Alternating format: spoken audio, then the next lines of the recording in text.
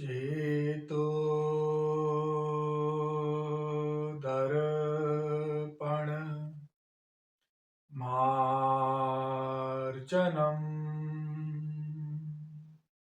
भवमहा दावाग्नि निर्वापणम्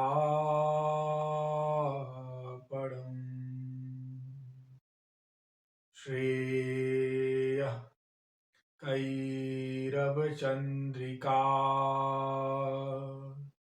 वितरणम्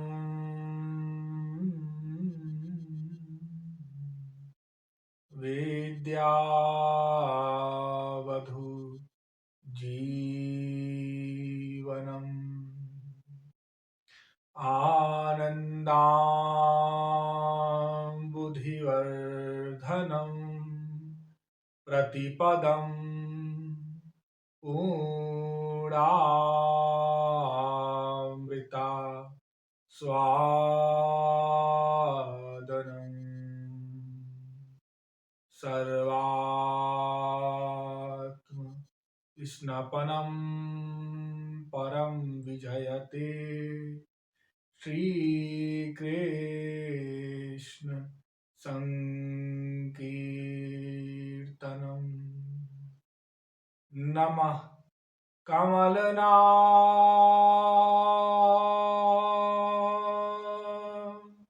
भाय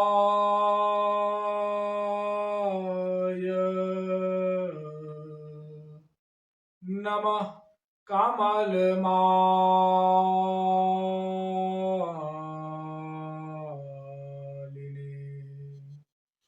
नमः कमलपादाय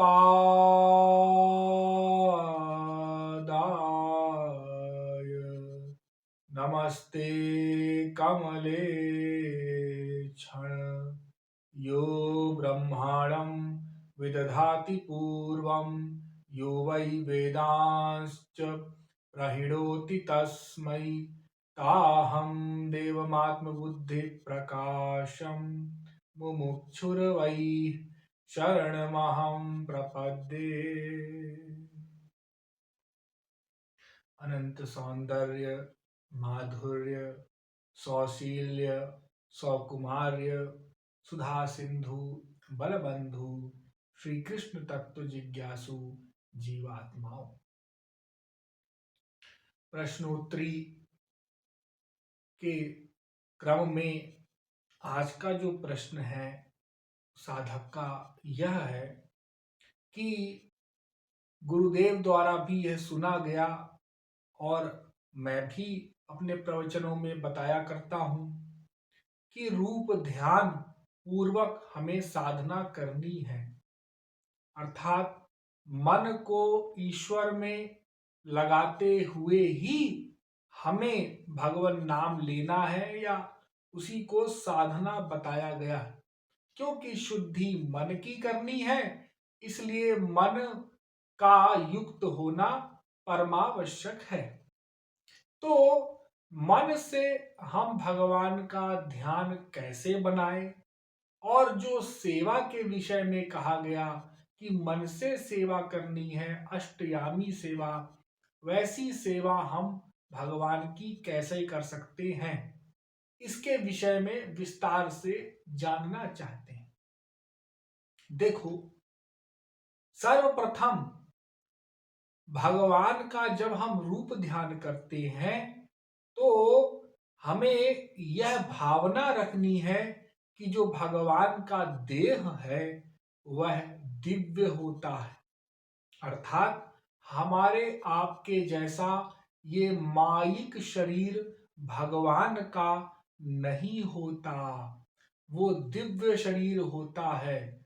ये माइक शरीर है, अर्थात पंच महाभूत का बना हुआ है, लेकिन भगवान का शरीर दिव्य है तो और चिन्मय है, चिदानंदमय कहा ना, देह तुम्हारी, तो आनंद का ही स्वरूप है भगवत शरीर, भगवान का शरीर। उनका ये साधारण रंग इत्यादि भी नहीं होता। जैसे हम लोग का होता है ना, काला है, किसी का गोरा है। हाँ, तो इस प्रकार का भगवान का रंग नहीं, वो भी दिव्य है। तो दिव्य ऐसा समझ लो कि विगत विकार जान अधिकारी, अधिकारी बनने के पश्चात ही हमें उसका वास्तविक ज्ञान हो सकेगा। अभी तो हमें यही भावना रख के चलना होगा कि भगवान का शरीर दिव्य है। दिव्य माने बुद्धि से परे, हमारी बुद्धि से परे। और भगवान चैतन्य होते हैं। जैसे हम लोग अपने घर में मूर्ति रख लेते हैं, भगवान राम की मूर्ति है, भगवान कृष्ण की मूर्ति है, ठाकुर जी की, कोई लाला रखे है, कोई लाली रखे है, हाँ शंकर जी की रखे हैं। तो उसका हम लोग ध्यान किया करते हैं, उसकी पूजा करते हैं, उसकी भक्ति करते हैं। ऐसा हमें नहीं करना है। हमें मन से ध्यान बनाना है, रूप बनाना है ठाकुर जी का, अपने मन से। फोटो इत्यादि या मूर्ति इत्यादि का आप लोग सहारा ले सकते हैं, लेकिन हमारे दृष्टिकोण से वो उपयुक्त नहीं, ठीक नहीं। क्योंकि मूर्ति भी किसी मनुष्य ने बनाई है और फोटो इत्यादि भी मनुष्य बनाते हैं। तो आप लोग अपने मन से रूप ध्यान करो, अपने मन से जो बनाएंगे आप ध्यान, वो अधिक देर तक टिकेगा, वो आपका परमानेंट हो जाएगा रूप। और उसको चैतन्य बनाओ, चैतन्य। अब जैसे जो लोग श्री कृष्ण की भक्ति करते हैं, भक्ति मार्ग वाले, मैं उनके विषय में थोड़ा बता देता हूं। अन्य उपासक भी है, वो भी अपना अपना बना लेंगे। तो भगवान श्री कृष्ण का जो दिव्य धाम है, गोलोक धाम, पहले उस धाम में प्रवेश करें। और दिव्य देह से प्रवेश होता है वहां, वहां ये साधारण माइक शरीर तो जा नहीं सकता। तो दिव्य देह बना ले और अपने आप को इस शरीर से बाहर निकाल करके आत्मा स्वरूप में और भगवान के दिव्य गोलोक धाम में प्रवेश करें। हाँ, दिव्य धाम में जाएं और दिव्य श्री कृष्ण के, दिव्य श्री राधा रानी के दर्शन करें। भगवान अपने सिंहासन में विराजमान है राधा रानी के साथ, और गोपियां हैं, अष्टमहासखियां हैं, ललिता विशाखा इत्यादि तमाम गोपगण हैं, और भगवान की अष्टयामी सेवा चल रही है। हम भगवान के दर्शन कर रहे हैं। कोई चवर डुला रहा है, कोई मंजीरा बजा रहा है, कोई मृदंग बजा रहा है, कोई राग अलाप रहा है, सुगंध मंद मंद वायु चल रही है, और भगवान यमुना के किनारे अपने आसन पर विराजमान है। हम भी एक गोपी के रूप में भगवान को निहार रहे हैं। भगवान को निहारते हुए ये निरंतर भावना बना रहे हैं कि हमारा कैसा भाग्य है, ये हमारा भाग्योदय हुआ है कि हमको प्रभु के दर्शन प्राप्त हो रहे हैं। और हम प्रभु के दर्शन करते हुए विभोर हो रहे हैं, नेत्रों से आंसू बहने लगे, शरीर में कंप आने लगा। कुछ समय के पश्चात भगवान ने हमको देखा, ठाकुर जी ने, ठाकुर जी की दृष्टि हमारे ऊपर गई। उन्होंने एक सखी को इशारा करते हुए हमें पास में बुलवाया, और एक सखी ने हमें भी एक चंवर दे दिया डुलाने के लिए। हम भगवान की सेवा करने लगे, भगवान के और समीप आ गए। अब भगवान को हम बिल्कुल पास से सेवा कर रहे हैं और निहार रहे हैं। तो इस प्रकार से अष्टयामी सेवा की जाती है, मानसी सेवा। खाली आपको मन से रूप ध्यान बनाना है, चिंतन करना है। ये चिंतन की धारा बननी चाहिए और ये निरंतर होना चाहिए। आप एकांत बैठ करके यही चिंतन बनाएं कि कब मुझे इस प्रकार से ठाकुर जी अपने दिव्य गोलोक धाम में सेवा देंगे, जहां ना भूख है, ना प्यास है, ना कोई रोग है, ना व्याधि है, ना जन्म, ना मृत्यु, ना किसी बात की कोई चिंता। अविरल भक्ति वहां प्रवाहित हो रही है। हम भी उस भक्ति में निमज्जित हो जाएंगे, ठाकुर जी का प्रेम मिलेगा, दर्शन मिलेगा, किशोरी जी के दर्शन मिलेंगे, दिव्य यमुना, दिव्य गोवर्धन, सब कुछ दिव्य दिव्य भगवान का हमें साक्षात्कार होगा, दर्शन होगा।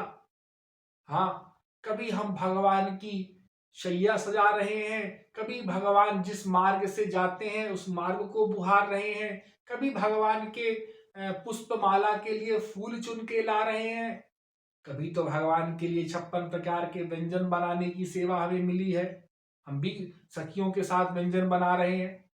भगवान कभी यमुना विहार कर रहे हैं तो हम भी उनके साथ विहार कर रहे हैं। इस प्रकार से मानसी सेवाओं को करिए, आप धीरे धीरे उसमें प्रवेश करिए, रूप ध्यान बनाइए। जैसा जैसा भगवान ने इस दिव्य गोकुल धाम में, नंदगांव में, वृंदावन में लीलाएं की हैं, वैसी ही लीलाएं भगवान निरंतर अपने दिव्य गोलोक धाम के कुंज निकुंज इत्यादि में किया करते हैं। तो भगवान कैसी लीलाएं करते? एक सखी जा रही है मटकी में पानी भरने यमुना, और भगवान ने एक कंकड़ मार दिया और उसने देखा, अरे कौन है भाई, किसने हमारी गगरी फोड़ दी?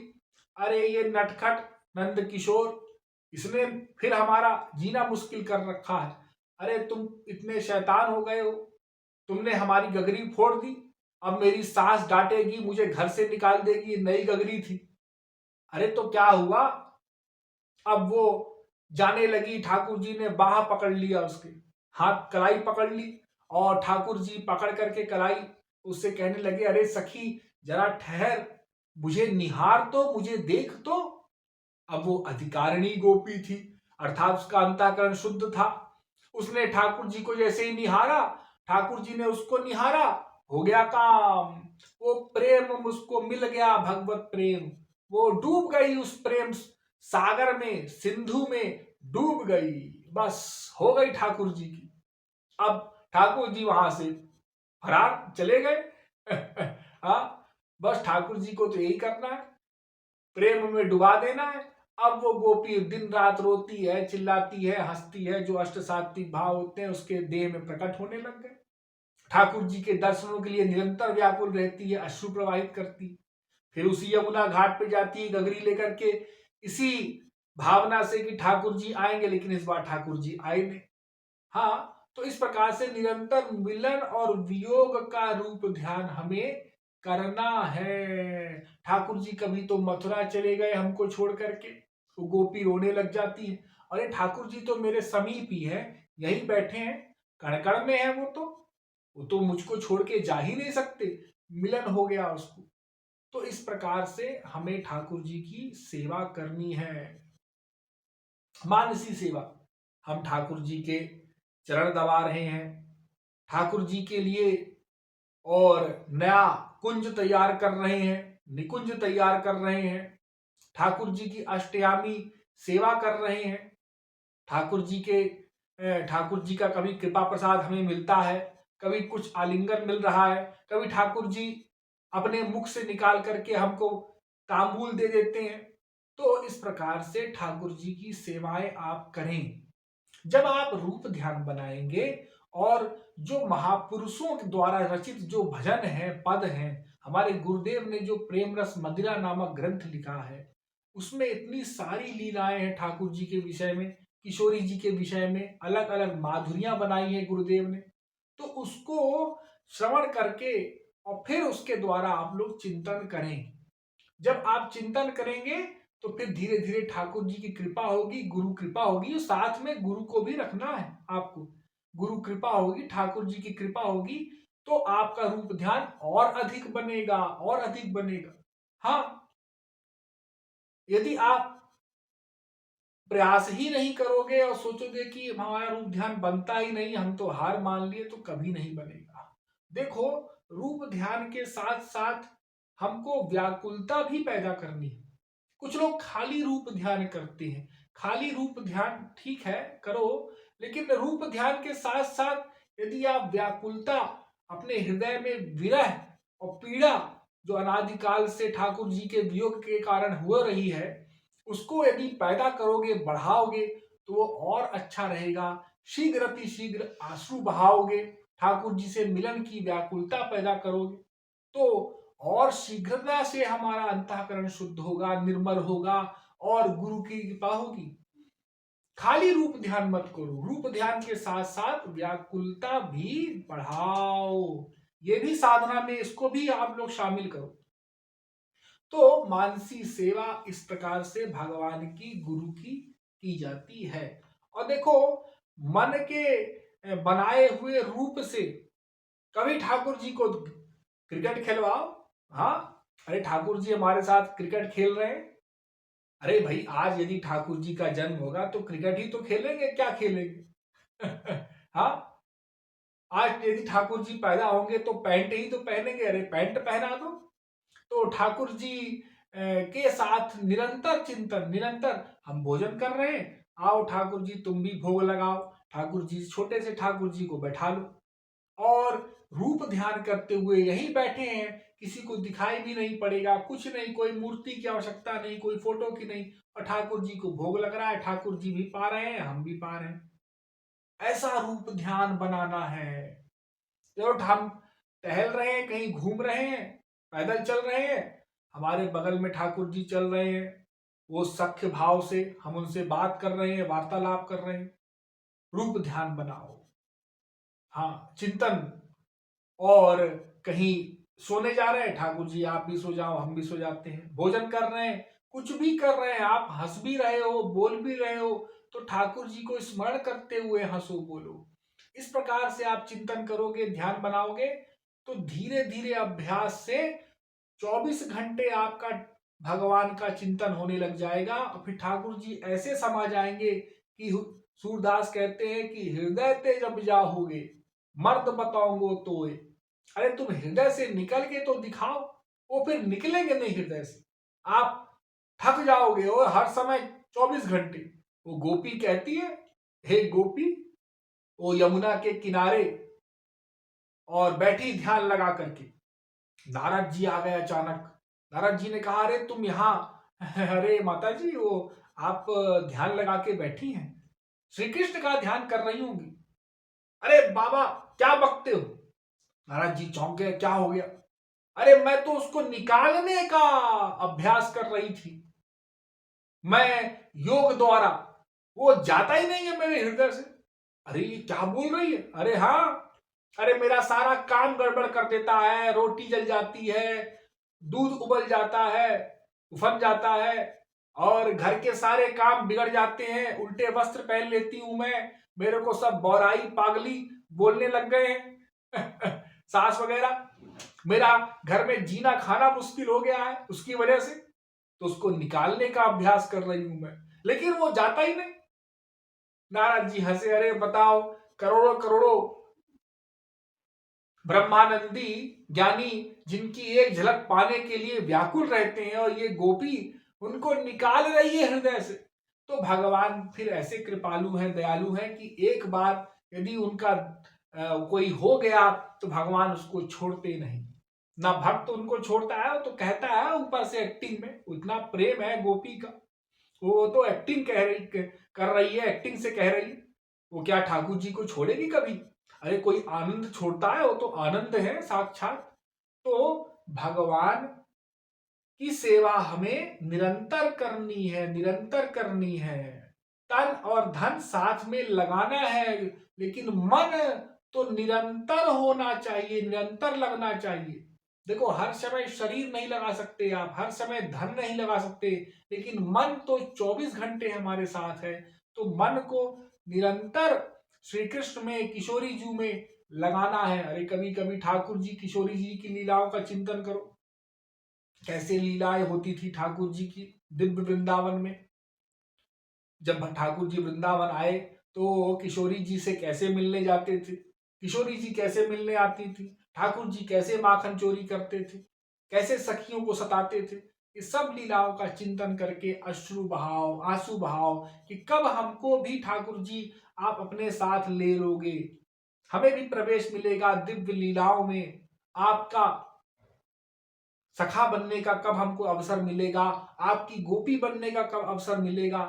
हाँ, कब हमें ब्रज में एक लता गुल्म पत्ता इत्यादि कुछ भी बना दो। हाँ, ब्रह्मा जी कहते हैं ना कि हमें तो ये ब्रज गोपियां जो हैं इनकी चरण धूल भी मिल जाए तो मैं कृतार्थ हो जाऊंगा। तो ठाकुर जी की से कृपा की याचना करना है निरंतर, यही भक्ति है, यही साधना है, इसी को बढ़ाना है। संसार की कामना ना आने पावे, संसार में सुख नहीं है, करोड़ों जन्म प्रयत्न करके भी कोई सुख प्राप्त नहीं कर सकता। ये मन हमारा माइक है, गंदा है, ये संसार में सुख देखता है, संसार के शब्द स्पर्श रूप रसगंध में इसको सुख की भावना प्रतीत होती है। इसलिए इस मन को बुद्धि द्वारा जो हमको ज्ञान मिला है शास्त्र का, वेद का, गुरु द्वारा, उससे समझाते हुए इस मन को हमको ईश्वर में लगाना है, भगवान में लगाना है, गुरु में लगाना है, तभी हमारा कल्याण हो सकेगा। तो अभ्यास द्वारा ही, अभ्यासिन तु कौन्तेय, तो अभ्यास द्वारा ही हम मन को भगवान में लगा सकते हैं। इसलिए अभ्यास निरंतर करते रहो, निरंतर। आलस्य ना आने पावे, प्रमाद ना हो। हाँ, आलस्य हमको दबोच लेता है। आलस्य, अरे उठाने जा रहे थे ग्रंथ, लेकिन अब आलस्य, अरे चलो कल देखेंगे, कल देखेंगे, कल कल करते करते जीवन निकल जाता है, ग्रंथ नहीं उठा पाते। घर में रखी थी भागवत, लेकिन पढ़ नहीं पाए, घर में रखा था गुरुदेव का ग्रंथ, लेकिन देख नहीं पाए। अरे हम प्रवचन सुने तो समझे, लेकिन उसका पालन नहीं कर पाए। आज ये काम निकल गया, कल वो निकल गया, ऐसे रोज निकला करेगा, कहां तक तुम रोकोगे। इसलिए प्रतिदिन का एक नियम बनाओ, नियम बहुत आवश्यक है।